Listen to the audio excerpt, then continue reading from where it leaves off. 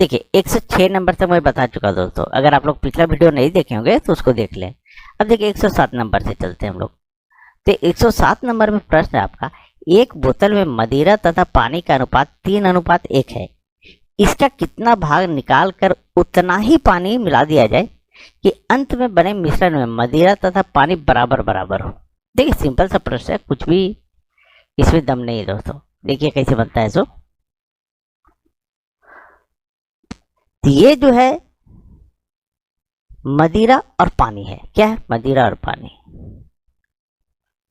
ये मदिरा हो गया और ये पानी हो गया दोस्तों, और इसका अनुपात है 3:1। 3:1 है। यहां बोल रहा है कि इसका कितना भाग निकालकर उतना ही पानी मिला दिया जाए कि अंत में बने मिश्रण मदिरा पानी बराबर हो। अगर हम एक निकालते हैं, ठीक है, क्या निकालते हैं?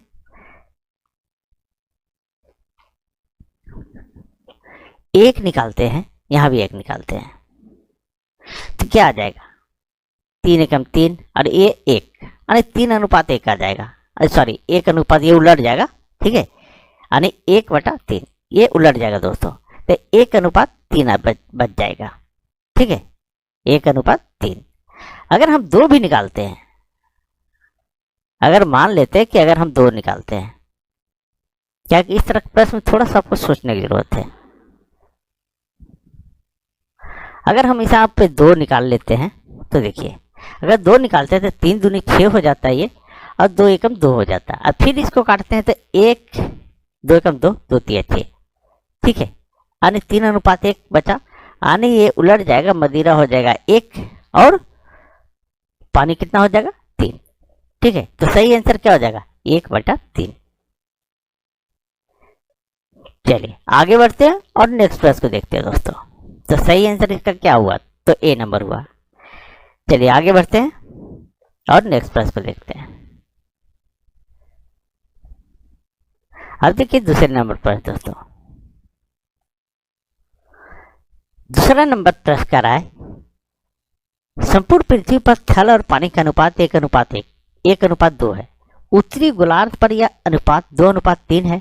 दक्षिणी गोलार्ध पर थल और पानी का अनुपात कितना है? उत्तरी पर दिया है और दक्षिणी पर आपसे पूछ रहा है दोस्तों। तो देखिए एक बात, देखिए उत्तरी गोलार्ध और दक्षिणी गोलार्ध, आप लोग अगर ज्योग्राफी पढ़े होंगे तो आप लोग जानते होंगे, ये पृथ्वी इस तरह है दोस्तों, ठीक है, ये उत्तरी गोलार्ध है और ये दक्षिणी गोलार्ध होता है, और बीच में एक विषुवत रेखा रहता है, ठीक है, जो ये 0 डिग्री पे जो पृथ्वी को 2 भागों में बांटता है, यानी इस 0 डिग्री से ऊपर उत्तरी गोलार्ध और नीचे दक्षिणी गोलार्ध होता है, इस तरह से होता है, ठीक है। अब बोला है थल, पृथ्वी पर थल और पानी का अनुपात। यहाँ थल जो है, चलिए, थल और पानी का अनुपात 1:2 है। कितना है? 2 है, बराबर ये जोड़ करके 3 हो जाता है। और ये अगर हम इसको लेते हैं तो कितना बनेगा? 360 डिग्री बनेगा। कितना बनेगा? 360 बनेगा। ये आप लोग सभी को जानते हो, ऐसे भी विड्थ पढ़िएगा तो ये विड्थ टाइप सा है, तो ये क्या बनेगा? 360 डिग्री। अब ये 3 बना तो 360 को ये 3 भाग में थल और पानी को बांट दीजिए 3, तो ये कितना बार में कट जाएगा? तो 12 × 36, ये आ गया 120 डिग्री दोस्तों, ठीक है, 120 आया। अब क्या कीजिए, ये थल 1 है, पानी 2 है, इसमें 120 से गुना कर दीजिए, इसमें भी 120 से, इसमें भी 120 से गुना कीजिए। अच्छा, इसको गुना करते थे 120 आ गया और ये आ गया 240 आ गया दोस्तों, ठीक है, इतना आ गया। ये आ गया हमारा उत्तरी गोलार्ध का, सॉरी 1 मिनट, संपूर्ण पृथ्वी का, ठीक है, ये संपूर्ण पृथ्वी का, संपूर्ण पृथ्वी का। चलिए इतना समझ में आ गया। अब देखते हैं, बोल रहा है यहाँ पे उत्तरी अर्ध गोलार्ध पर यह अनुपात 2:3 है, उत्तरी अर्ध गोलार्ध पर। अब हम उत्तरी अर्ध गोलार्ध का निकालते हैं, उत्तरी गोलार्ध, उत्तरी गोलार्ध पर यह कितना है? थल और पानी का, थल और पानी, ये हमारा 2:3 है। देखिए यहाँ पे लिखा हुआ है 2:3 है, और इसको जोड़ते हैं तो ये 5 हो जाता है। लेकिन यहाँ एक चीज ध्यान दीजिएगा, उत्तरी अर्धगोलार्ध, उत्तरी तो यहीं तक है, यहाँ से ऊपर ये जो है इतना वाला भाग जो है ये उत्तरी है, तो उत्तरी अर्धगोलार्ध मतलब आधा। तो ये पूरा का पूरे जब 360 है तो ये आधा कितना होगा, 180 हो जाएगा। कितना होगा, 180 होगा। खाली इस भाग को लेते हैं तो ये 180 होगा। अब 5 बराबर हम क्या देते हैं यहाँ पे 180, तो 180/5। और जब इसको काटते हैं तो कितना बार में काटेगा, 5 × 15 और 3 5 × 30, अरे 36 डिग्री आया दोस्तों। कितना, 36 डिग्री। अब हम क्या करेंगे, 36 से इसमें भी गुना कर देंगे और 36 से इसमें भी गुना कर देंगे। ये कितना आता है, देखिए 36 दूनी 72, और ये 36 दिया कितना आ जाएगा 108। यानी उत्तरी गोलार्ध में 72 और 108 है। तो पूछ रहा है यहाँ कि दक्षिणी अर्धगोलार्ध पर थल और पानी का अनुपात क्या है। तो दक्षिणी गोलार्ध पर अगर हम निकालते हैं, देखिए दक्षिणी गोलार्ध,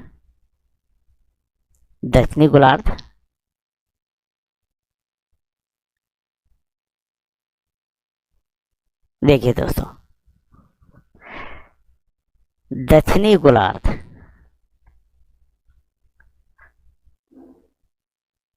ठीक है, दक्षिणी गोलार्ध पर क्या है, तो हम क्या करेंगे, ये तो संपूर्ण पृथ्वी का आया था 120 और 240, तो 120/240 में हम माइनस कर देंगे उत्तरी गोलार्ध को, इसको माइनस कर देंगे, यानी 72, और ये 108 को माइनस कर देंगे। अगर हम उत्तरी गोलार्ध संपूर्ण पृथ्वी का उत्तरी गोलार्ध जो निकाले हैं उसको अगर हम माइनस कर देंगे दक्षिणी गोलार्ध तो ऑटोमेटिक आ जाएगा। तो इसको जब माइनस करते हैं तो देखिए कितना आता है, ये 8, 10 में 2 गया 8 और 11 में 7 गया, ये 4 आ जाएगा। और ये हमारा 10 में 8 गया तो 2, और यहाँ 3 बचा और ये 1 बचा, 132। अब इसको काट दीजिए, अगर इसको काटते हैं कितना बार में कट जाएगा, 12 से कट जाएगा, तो 12 चौके 48, और ये हमारा कट जाएगा 12 एकम 12 और 12 एकम 12, अरे 4:11, यही हमारा आंसर हो जाएगा दोस्तों। ठीक है, कितना आया हमारा, तो 4:11। दक्षिणी गोलार्ध में कितना बचा, तो 4:11, यही हमारा आंसर हो गया। ठीक है, मुझे उम्मीद है सारे लोगों को समझ में आ गया होगा, क्योंकि थोड़ा मैं लंबा करके समझाया दोस्तों, कुछ नहीं। यहाँ देखिए संपूर्ण पृथ्वी का आ गया, ये जो है संपूर्ण पृथ्वी का है, और उत्तरी गोलार्ध का इतना आया है 72 और 108। अगर संपूर्ण पृथ्वी में हम उत्तरी गोलार्ध घटा दिए तो दक्षिणी गोलार्ध ऑटोमेटिक आ गया। तो सही आंसर क्या हो गया, तो 4:11, यही हमारा आंसर हो गया।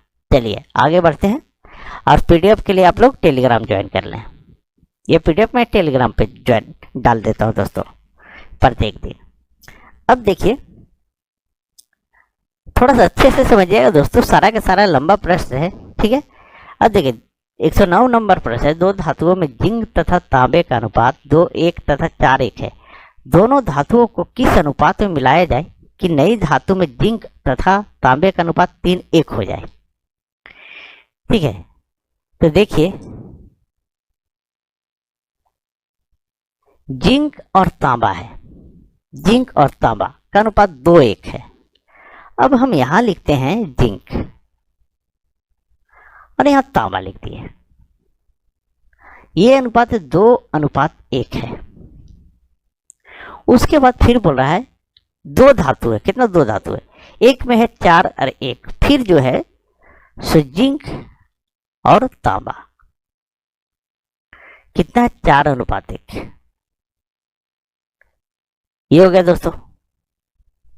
अब दोनों धातुओं को किस अनुपात में मिलाया जाए कि नई धातु में जिंक और तांबा का अनुपात 3:1 हो जाए। दोनों धातुओं में कितना मिलाया जाए, यही कहना है।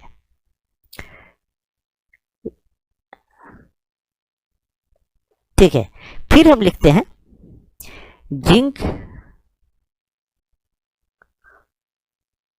और तांबा कि 3:1 हो जाए, 3:1 हो जाए, यही है। अगर इसको हम जोड़ते हैं तो ये 2 1 3 हो जाता है, इसको जोड़ते हैं तो ये 5 हो जाता है, और इसको जोड़ते हैं तो ये 4 हो जाता है। ठीक है, अब हम क्या करते हैं दोस्तों, ध्यान दीजिएगा, चाहे यहां से आप जिंक लीजिए,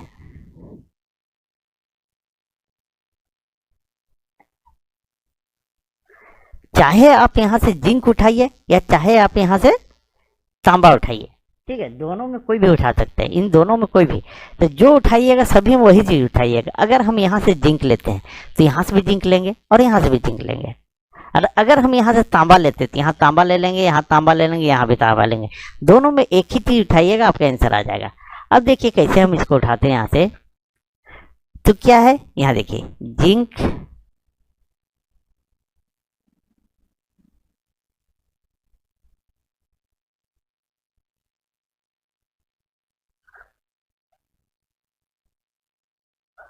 ये जो है दोस्तों, ये जिंक, और ये हो गया तांबा। अब हम यहां से जिंक लिए कितना, यहां से 2 लिए, तो 2 कितना में है, तो 3 भाग, कुल तो 3 भाग है, 3 भाग में 2 भाग लिए, तो 2/3 हो गया। फिर हम यहाँ क्या करते हैं, तांबा लेते हैं, सॉरी, चलिए तांबा लेते हैं, नहीं सॉरी, एक मिनट, यहाँ भी हम जिंक ही लेंगे, ठीक है।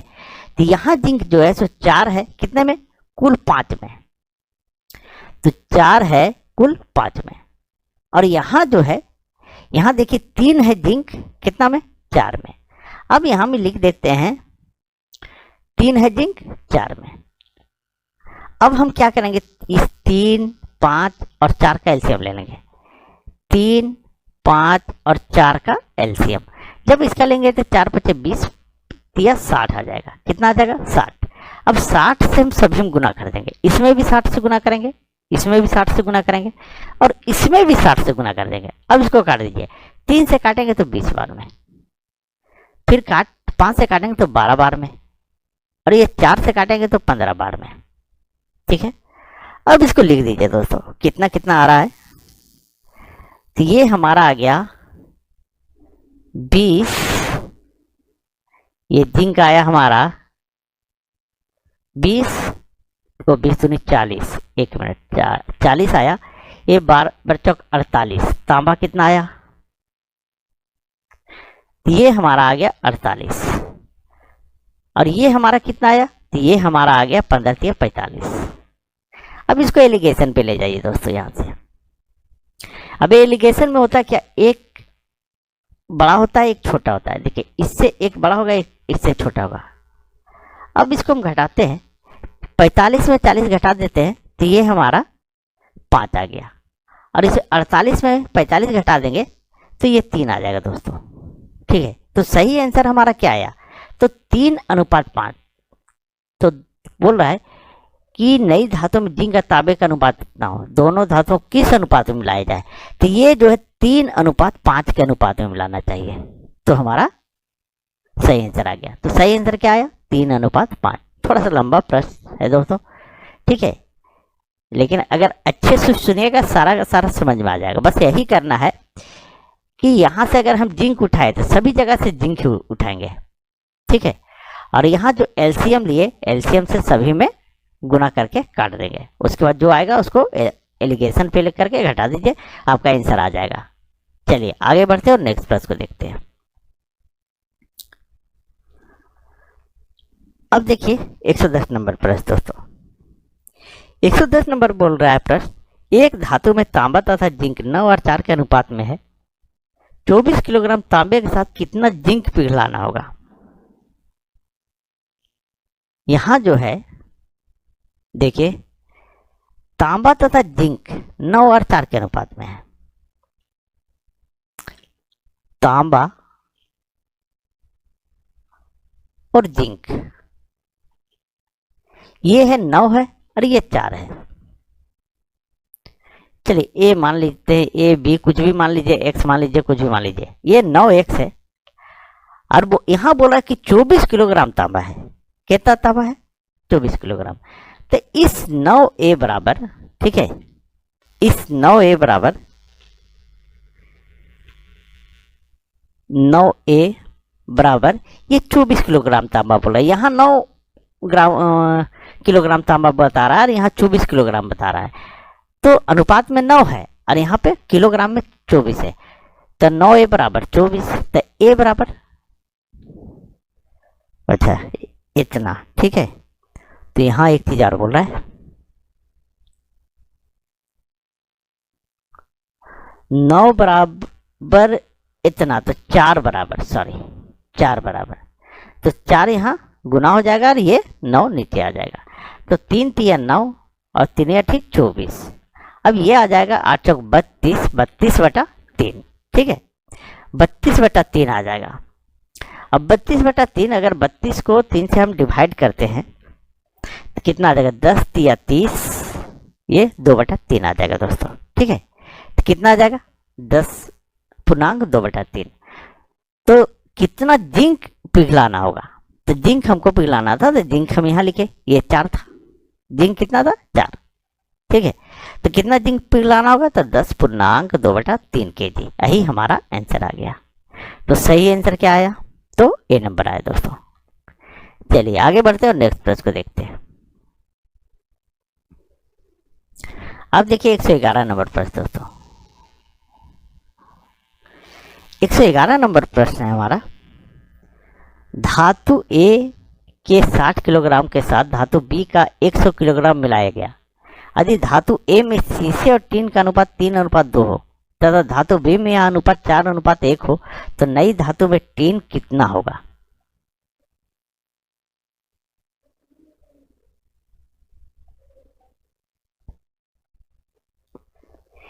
यहाँ देखिए धातु ए जो है 60 kg है, कितना है 60 kg, और धातु बी कितना है 100 kg। अब यहाँ ए लिखते हैं, ये 60 kg है और बी जो है 100 kg है, बी ये 100 kg है। ठीक है, अब यदि धातु ए में शीशे और टीन का अनुपात 3:2 है, शीशा और टीन ये यहां से ले लेते हैं, ये शीशा हो गया और ये टीन हो गया, इसका अनुपात कितना है, तो 3:2, ये 3 है और ये हमारा 2 है। उसके बाद बोल रहा है धातु बी में यह अनुपात 4:1 है। अगर हम इसको यहां से लेते हैं, शीशा और टीन, शीशा और ये टीन, तो इसका अनुपात 4:1 है, ये 4 है और ये 1 है दोस्तों। चलिए यहां तक क्लियर हो गया होगा। अब इसको हम जोड़ते हैं तो ये आ जाएगा 5, और इसको हम जोड़ते हैं ये आ जाएगा, ये भी 5 आ जाएगा। ठीक है, अब यहां बोला है टोटल कितना है 60 kg, 60 kg टोटल है, तो नई धातु में टीन कितना होगा, टीन पूछ रहा है हमसे, पूछ क्या रहा है टीन। तो ये जो 60 है दोस्तों, ठीक है, इधर हम कर देते हैं, तो 60 kg, यहां बोल रहा है 60 kg और यहाँ कुल बोल रहा है 5 kg, तो 5/5 कर देंगे, इसको काटेंगे तो कितना आ जाएगा 12, कितना आएगा 12। अब टीन हमसे पूछ रहा है, क्या पूछ रहा है टीन, तो टीन तो ये है, तो इससे हम 12 में गुना कर देते हैं, तो ये आ गया हमारा कितना 24, क्योंकि टीन पूछ रहा था इसलिए हम टीन को लिए यहाँ पे, ये आ गया 24। ठीक है, अब यहाँ जो है यहाँ आया है 5 और ये 5 kg और यहाँ बोला कि 100 kg, कुल यहाँ अनुपात में 5 है और यहाँ पर 100 है, तो इसको फिर गुना करते हैं 100/5, तो ये आता है 20, कितना आता है 20। अब फिर हम यहाँ क्या करते हैं, इस 3 के साथ इस 20 को गुना कर देते हैं और ये आ जाएगा 20 kg, कितना आ गया 20 kg। अब बोल रहा है तो नई धातु में टीन का कितना है, तो यहाँ टीन आया है 24 और यहाँ टीन आया है 20, अब दोनों को जोड़ देते हैं, कुल टीन बराबर 24 kg प्लस 20 kg बराबर कितना हो गया, तो 48 kg, सॉरी 44 kg। ये कितना हो गया दोस्तों, तो 44 kg, यही हमारा आंसर आ गया। तो सही आंसर क्या हुआ, तो बी नंबर हुआ दोस्तों। चलिए आगे बढ़ते हैं और नेक्स्ट प्रश्न को देखते हैं। अब देखिए 112 नंबर प्रश्न दोस्तों, 112 नंबर प्रश्न है, एक महाविद्यालय में कला, वाणिज्य तथा विज्ञान में अध्ययन करने वाले छात्रों की संख्या का अनुपात 3, 5, 8 है। यदि इन विभागों में छात्रों की संख्या में क्रमशः 20%, 40% तथा 25% की वृद्धि हुई हो, तो अब इन विभागों में छात्रों की संख्या का अनुपात क्रमशः कितना होगा, यही आपसे पूछ रहा है।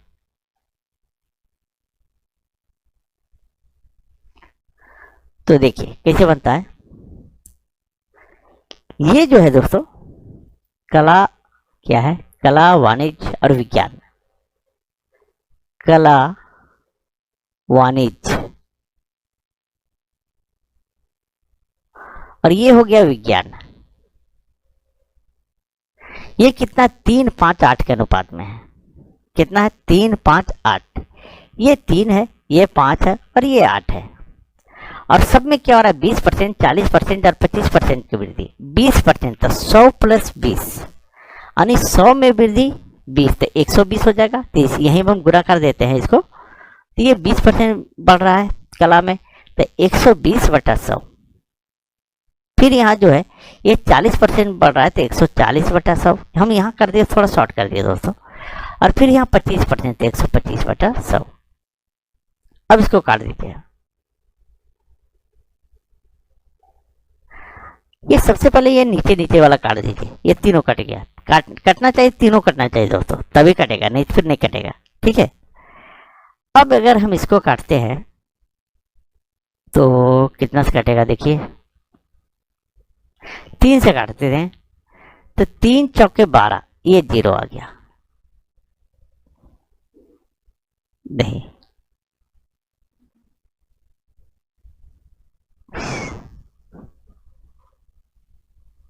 एक मिनट दोस्तों, ये 5 से काटते हैं तो 24 वालों कट जाएगा। 5 से काटते हैं तो 5 2 10, 25 28 40, ये भी कट गया।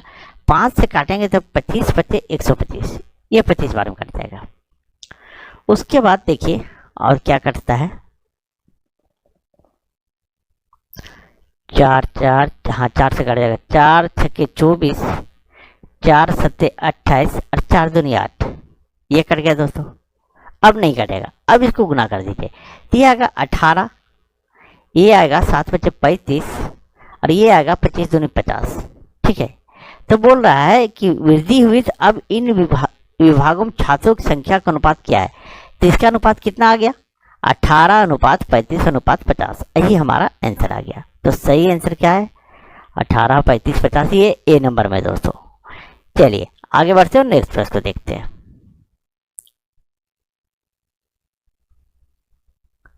अब देखिए 113 नंबर प्रश्न दोस्तों। 113 नंबर प्रश्न कह रहा है, एक कॉलेज में कला तथा वाणिज्य संकायों में विद्यार्थी क्रमशः 4 और 5 के अनुपात में थे। वाणिज्य संकाय में 65 और विद्यार्थी द्वारा प्रवेश लेने पर यह अनुपात 8:11 हो गया। कला संकाय में कितने विद्यार्थी हैं। तो देखिए ये जो है कला तथा वाणिज्य में विद्यार्थी 4:5 थे। कितना था, ये जो है कला हो गया, कला और ये वाणिज्य। अब इसका अनुपात 4:5 है। कितना है, 4:5। इसको x मान लीजिए साथ में। अब बोल रहा है कि वाणिज्य संख्या में 65 विद्यार्थी पढ़े हैं, तो वाणिज्य नीचे इसमें 65 प्लस कर देते हैं, तो यह अनुपात 8:11 होता है। तो 8/11 लिख दीजिए। अब इसको तिरछा गुना कर दीजिए, ऐसे गुना कर दीजिए। तो ये आ जाएगा 11 चौके 44, 44 x। ठीक है। और ये आ जाएगा हमारा 8/40 x प्लस 65 को 8 से गुना कर दीजिएगा। और 65 को 8 से गुना अगर कर देते हैं तो कितना आ जाएगा,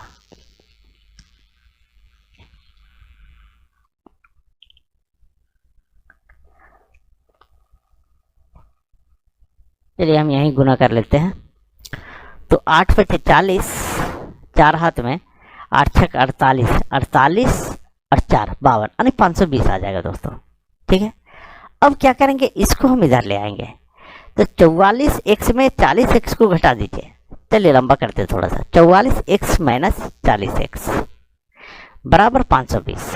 अब इसको घटाएंगे तो ये आ जाएगा 4x। 4x बराबर 520।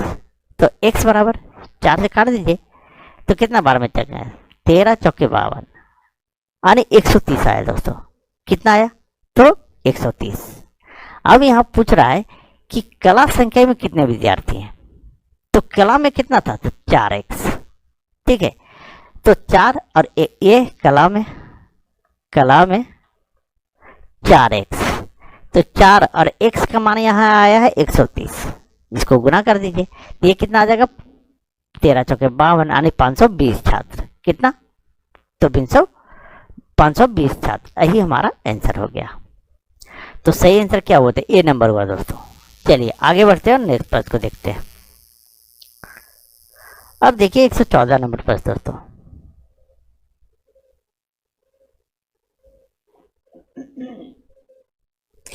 एक 114 नंबर प्रश्न कर रहा है, 3 विद्यालय ए बी सी के छात्रों का अनुपात 5 4 7 है। इन विद्यालयों में छात्रों की संख्या में क्रमशः 20%, 25%, 20% की वृद्धि होने पर यह अनुपात होगा क्रमशः कितना होगा? सेम प्रश्न है, इसके पहले मैं ये प्रश्न बता चुका हूं लेकिन फिर बता देता हूं।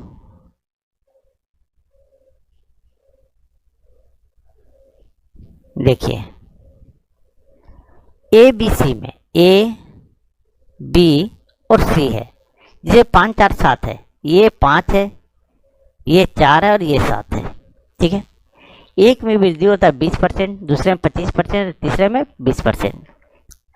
अब इसको सेम उसी तरह से गुना कर दीजिए तो 5 गुने 120 बटा 100। थोड़ा सा यहाँ लंबा किए एक लाइन, हम यहीं जो गुना किए थे पिछला बार में, अब यहाँ थोड़ा लंबा कर दिया है। ये हमारा 4 है तो 4 गुने यहाँ इसमें वृद्धि होता 25% तो 125 बटा 100। फिर यहाँ पर जो है 20% वृद्धि यानी इस 7 में 120 बटा 100। अब इसको काट दीजिए, ये कट गया, ये कट गया, ये कट गया। अब यहाँ काटते हैं हम तो कितना कटेगा? तो 5 से काट देते हैं, तो 5 से काटते हैं तो 24 बचे, 24 बचे, ये कट गया। और 5 से तो ये 25 बार में ये कट गया, 25 बचे, ये 5 से काटेंगे तो ये भी 24 आ जाएगा। अब और कटेगा, देखिए और कट जाएगा दोस्तों 4 4 यहाँ। ठीक है, 4 छके 24, ये 4 कट गया और यहाँ 4 छके 24, ये कट गया। अब नहीं कटेगा दोस्तों। अब इसको गुना करेंगे तो 6 5 30 आ जाएगा, ये 25 आ गया और ये आ गया 7 छक 42 यानी 30 25 42। यही हमारा या वृद्धि होने पर यह अनुपात क्या होगा? तो 30 25 और 42 के अनुपात में होगा। यही हमारा आंसर आ गया। तो ये सही आंसर क्या हो गया? तो बी नंबर हुआ। चलिए आगे बढ़ते हैं और नेक्स्ट प्रश्न को देखते हैं।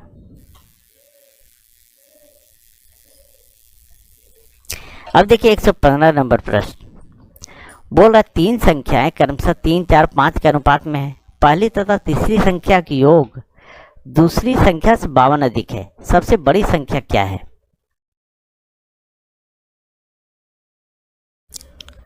तो 3 संख्या है, ये 3x मान लीजिए, फिर जो है 4x मान लीजिए और तीसरा जो है 5x। यहाँ देखिए ये है।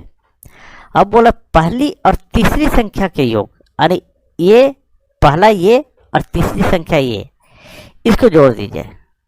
अगर हम इन दोनों को जोड़ देते हैं, प्लस करते हैं, कितना आता है? 8x। 8x आ गया। और ये बोल रहा है कि योग दूसरी संख्या से 52 अधिक है। तो दूसरी संख्या कितना है? तो 4x है। ये जो 4x प्लस 52 ये हो गया। अब हम इसको इस 4 को इधर ले आएंगे, इधर लाएंगे तो 8x में 4x बराबर किधर आएगा? ये प्लस में तो माइनस में हो जाएगा। तो 8x में 4x घटा दिए, चलिए थोड़ा सा लंबा करते हैं। 8x माइनस 4x बराबर 52। अब ये आ गया हमारा 4x, 4x बराबर 52। तो x बराबर तो 13, कितना आया 13। तो बोला सबसे बड़ी संख्या कौन है, तो सबसे बड़ी संख्या कौन है 5x। तो सबसे बड़ी संख्या बराबर 5x। तो 5 और x का मान आया कितना 13। अब इसको गुना कर दीजिए, कितना आ जाएगा 13 पचे 65। यही हमारा आंसर आ गया। तो सही आंसर क्या हुआ, तो ए नंबर हुआ दोस्तों। चलिए आगे बढ़ते हैं और नेक्स्ट प्रश्न को देखते हैं। अब देखिए 116 नंबर प्रश्न दोस्तों। अब बोल रहा है यहाँ पे, ध्यान दीजिएगा, दो संख्या 3 और 4 के अनुपात में है, प्रत्येक संख्या में 6 की वृद्धि करने पर यह अनुपात 4 और 5 हो जाता है। इन संख्याओं का अंतर कितना है।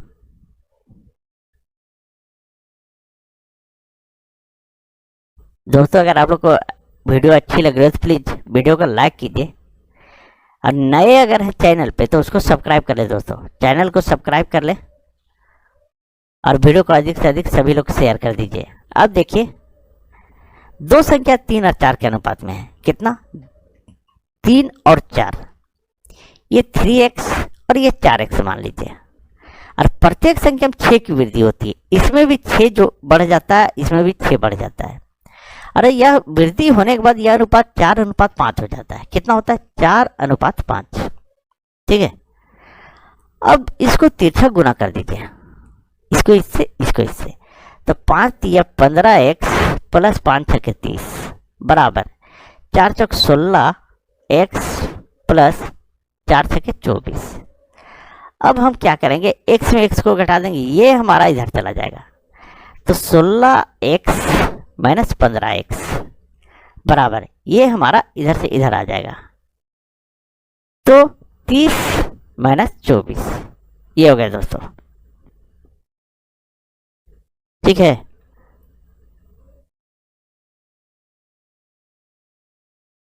इसको थोड़ा सा क्लियर कर दे रहा हूं। उसके बाद 16x में 15x घटा दिए, 1x बचा, बराबर 30 में 24 घटाए तो 6 बच गया, तो x बराबर हमारा कितना आ गया 6 आ गया। अब बोल रहा है इन संख्याओं का अंतर कितना है, तो ये संख्या माने थे हम 3x और 4x, यही माने थे, यहाँ लिखा हुआ है, ठीक है। देखिए यहाँ पे लिखा हुआ है, तो इन संख्याओं का अंतर, अब इन संख्याओं का अंतर हमको निकालना है, तो 3x है और 4x, तो यह 3 और x का मान यहाँ 6 आया है, तो 6 गुना 6 और अंतर, ठीक है। अभी अनुपात ही दीजिए, ये जो है अंतर फिर है कि घटाने के लिए उलट देना पड़ेगा जो ज़्यादा आए। अब ये जो है 4 गुने 6, तो ये हमारा आ जाएगा कितना आ जाएगा 18 और ये आ जाएगा 24। अब इन दोनों का अंतर पूछ रहा है, अंतर, तो अंतर कितना आ रहा है 24 में 18 को घटा दीजिए तो 6 आ जाएगा, कितना आएगा 6, तो यही हमारा आंसर हो जाएगा दोस्तों। तो सही आंसर क्या हुआ, सी नंबर हुआ। चलिए आगे बढ़ते हैं और नेक्स्ट प्रश्न को देखते हैं। अब देखिए 117 नंबर प्रश्न दोस्तों। 117 नंबर प्रश्न बोला है दो संख्या 2 3 के अनुपात में है तथा इनका गुणनफल 96 है, इसका योगफल कितना होगा। अब गुणनफल बोल रहा है दोस्तों, गुना करने पर 96 आ रहा है, ये 2x और ये 3x है। अब इन दोनों को गुना कीजिए, अगर इन दोनों को गुना करते तो 6x² आ जाएगा, बराबर ये 96 है। यहाँ अनुपात में 6x² और गुणनफल करने पर 96। अब काट दीजिए, ये जो है 6 से काट दिए, कितना बार में कटेगा, तो 6 एकम 6 6 छके 36 यानी 16 96, ये कट गया। अब हम ये पावर को हटाएंगे, यहाँ तो 16 है और ये पावर को हटाएंगे तो इधर रूट आ जाएगा, तो ये कितना आ जाएगा x बराबर आ गया 4 आ गया, ठीक है। अब बोला इनका योगफल कितना है, तो ये 2x और ये 3x है, कितना 2x और 3x, इसका योगफल, तो 2 गुने 4 प्लस ये हो गया 3 गुने 4। अब इसको ये गुना करते तो ये 8 आ जाएगा और ये 4 12 आ जाएगा, दोनों को जोड़ेंगे तो 12 8 20 आ जाएगा, कितना आ जाएगा 20। तो यही हमारा आंसर हो गया दोस्तों। तो सही आंसर क्या हो गया? तो बी नंबर हुआ। चलिए आगे बढ़ते हैं और नेक्स्ट प्रश्न को देखते हैं। अब देखिए 118 नंबर प्रश्न दोस्तों। कोशिश रहेगा मेरा दोस्तों 8:30 बजे आप लोग को ये वीडियो प्रत्येक दिन लेके आऊँ। आज रिकॉर्डिंग करने में थोड़ा टाइम लग जा रहा है, क्योंकि आप लोग से वोट भी मैं करवाया था, तो आप लोग बोले थे 8:30 बजे के अंदर डाल दीजिए सर। चलिए ठीक है, अगर 8:30 बजे के अंदर मैं डाल दूंगा, आप लोग पूरा वीडियो जरूर वॉच करें। देखिए 118 नंबर प्रश्न है, 3 संख्या ए बी तथा सी ऐसी है, ए का दुगना बी बी के दुगने के बराबर है तथा बी का 4 गुना सी 5 गुना के बराबर है। ए तथा सी का अनुपात क्या है? देखिए सिर्फ लगता है कि प्रश्न को उलझा दिया है, लेकिन थोड़ा शांति सोचिएगा तो कुछ भी नहीं दम है इस प्रश्न में, एकदम सिंपल है। ए बी सी है, ए का दुगना बी के तिगुने के बराबर है, मतलब ए है और ये बी है। ए का दुगना, ठीक है, ए का दुगना बी के तिगुने के बराबर है। तो बी के तिगुना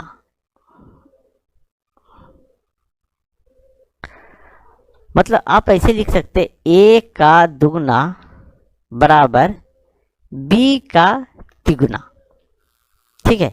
अब इसको अंदर अंदर गुना कर दीजिए और इसको बाहर बाहर गुना कर दीजिए। तो ये हमारा कितना आ जा रहा है? ए बराबर 3 आ गया। कितना? ए बराबर 3 गुना में है और बी बराबर हमारा कितना आ जा रहा है? तो 2 आ जा रहा है। उसके बाद है, फिर बोल रहा है बी का 4 गुना सी के 5 गुने के बराबर है। बी के 4 गुना, बी के 4 गुना बराबर सी के 5 गुने के बराबर है।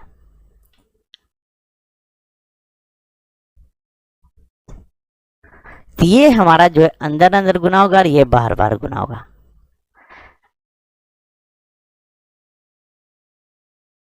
तो b बराबर हमारा कितना हो गया? बराबर का चिन्ह, b बराबर 5, b बराबर 5, ये यहाँ 5 लिख दीजिए। और अच्छा चलिए थोड़ा सा और लंबा कर दे रहा हूं ताकि अच्छे से समझ में आ जाए। a और b तो यहाँ देख लिए, ठीक है।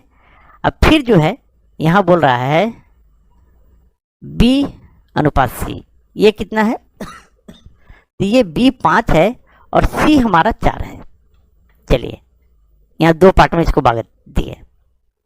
चलिए यहाँ समझ में आ गया होगा। अब इसको लिखिए a अनुपात b और b अनुपात c, ऐसे आता है, ठीक है। इसको इधर आगे बढ़ा देते हैं, इसको इधर आगे बढ़ा देते हैं।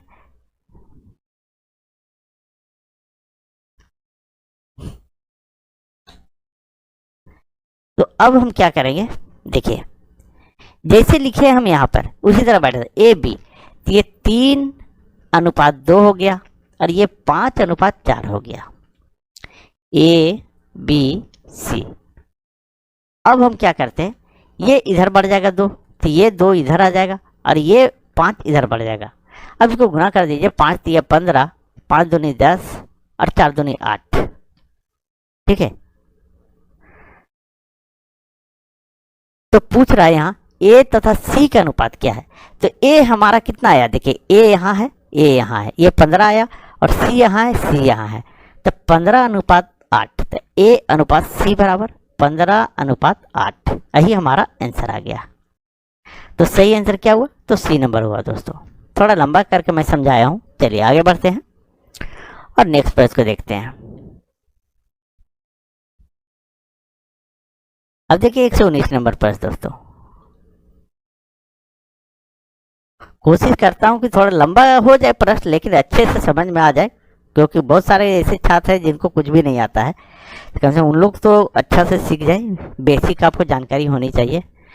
119 नंबर पर तीन संख्या 5, 6, 7 के अनुपात में है। यदि इन संख्याओं का गुणनफल 5670 हो तो इनमें सबसे बड़ी संख्या कौन सी है? पहले दो संख्या दिया था, अब तो तीन संख्या दे दिया आपको। लेकिन सिंपल सा प्रश्न दोस्तों, देखिए ये 5, 6, 7, 5, 6 और ये 7 है, 7 है, 5, 6, 7 सबके साथ x मान लीजिए। 5 अनुपात में इन संख्या का गुणनफल, अगर गुणनफल करते हैं तो कितना आता है? चलिए तो 5, 6, 7, अगर इसको गुना कर देते हैं तो 6, 5, 30, 3, 7, 21 यानी 210 एक्स क्यू आ जाएगा, क्योंकि 3 ठो एक्स है, बराबर 5670। ये आ गया दोस्तों। अब इसको काट दीजिए। अगर इसको काटते तो ये 0 और ये 0 कट गया, ठीक है। अब इसको काटे तो 21 दूनी 42, 42